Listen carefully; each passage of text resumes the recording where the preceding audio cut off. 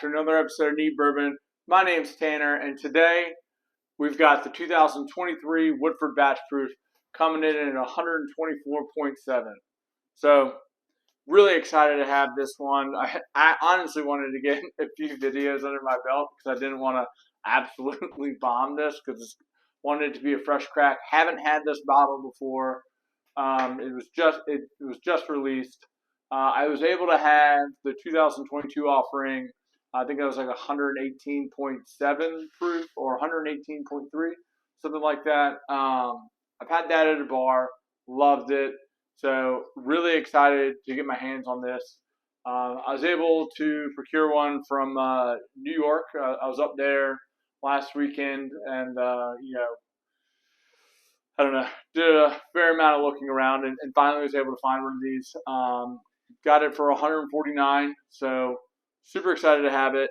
But let's go ahead and get into this bad boy and see what it's got.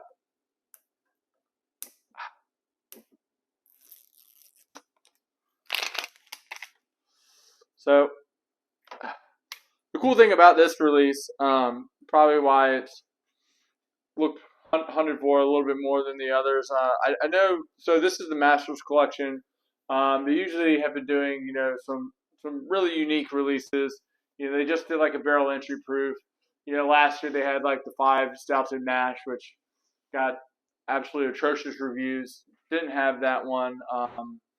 I was able to have their barrel entry proof one. That was pretty good. Usually, at this point, like I enjoy like a little bit higher of a proof. So in every offering of Woodford always comes in at that 90.4 proof. So as far as I know, this is their only offering that comes out at batch proof, or at least above that 90.4. So really excited to have this. According to Woodford's website, their base offering, has over 200 notes. I think that's a whole lot, to kind of pull out of a bourbon, especially at 90.4. I mean, I can, kind of get, I don't know, 4 or 5, maybe 6 if I'm lucky on like a really complex bottle. So, I don't know. So let's go ahead and get into the nose on this and, see what we think.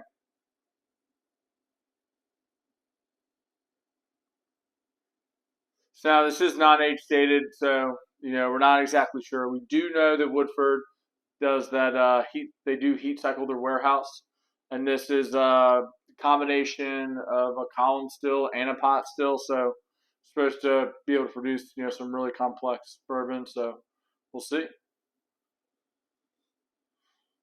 Yeah, I mean,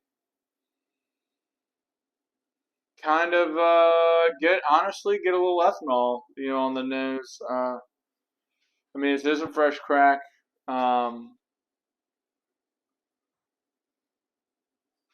Caramels, vanillas. I mean, what I remember from last year is I didn't like have any nut. I'm honestly getting a little like nuttiness. Not too much. Not like a red shell, peanut like a Booker's. I guess this is still a little bit of a nut though. But yeah, I mean the ethanol is definitely present. Yeah, and then like the caramel and vanilla is not really picking up any of the like a fruity note or much of a floral note at all. But hey, let's see how it goes on the palate. Cheers.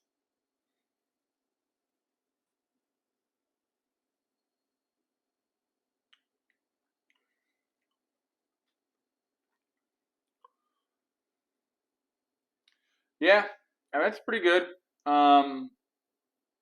Let's go in for another one real quick, just to.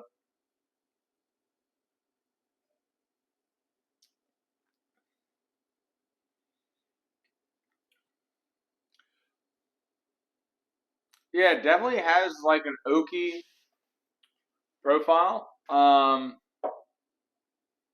lot of caramel and vanillas. Um, there's a hint of a sweetness, not necessarily. I don't really think it's coming from a fruit note though. Let's see. I can't.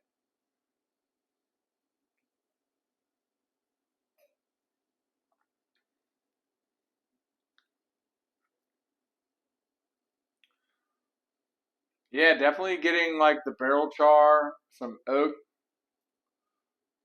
It's not like the sweetest of oaks, like I'm remembering from the previous offering. I mean it's good.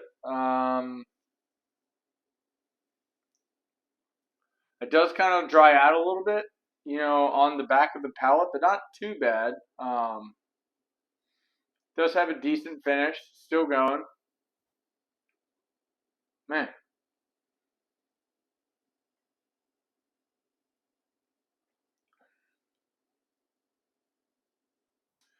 yeah, it kind of has like that caramel, burnt butter, brown sugar, vanilla action going. It still has that nut on the profile. I mean, it's good. I honestly was, hoping for something like it to be closer to like last year's release because the pours I've been able to have of that at a bar, really, really rocked my socks. So I was really happy with that. But yeah, I mean, this bottle is only 700 ml, so I think they're doing that, because of all the European releases that they're doing. They only have to do one bottling, so I could probably like save some cost. I know last year's was a 750. So yeah, I mean, it's solid bottle. Happy that I have it, but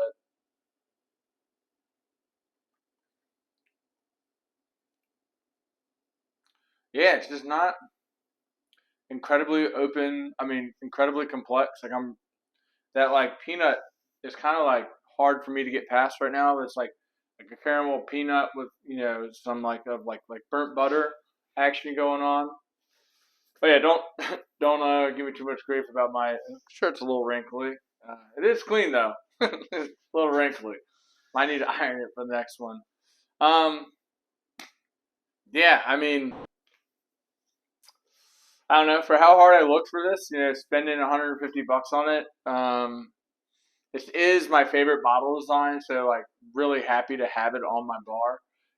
My two favorites are probably this batch proof bottle or like the Michter's 10. Those are probably my two favorites. But yeah, I mean, I definitely wouldn't buy another one of these. At least of this offering, I would definitely buy another Woodford batch proof. Happy to have it. Happy to taste it.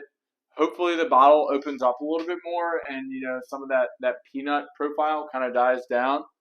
Um, and maybe some more. I'll be able to pick out some more flavors in a few weeks after I get another drink out of this. But yeah, overall, I mean, it's pretty good. I'd probably give it one thumbs up. Um, I'm not going to be buying a backup of one of these. We'll look for next year's release. Um, but yeah, if you made it this far in the video, if you consider giving me a like, or a thumbs up, consider subscribing. I'd love to have you. New channel, so really, really enjoy hearing from everybody. Please leave me a comment down below. Have you seen this bottle? How much are you seeing it in your area? Like, what are your thoughts? Have you compared it, to the 2022 offering? Love to hear from you. But hey, really enjoyed this one, and pop the bottles and share the pours. See you in the next one.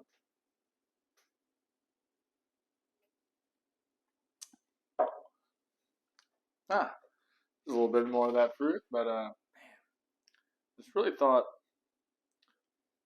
I don't know, maybe I need to give it more time to open up in the glass, but I was really hoping for a little bit.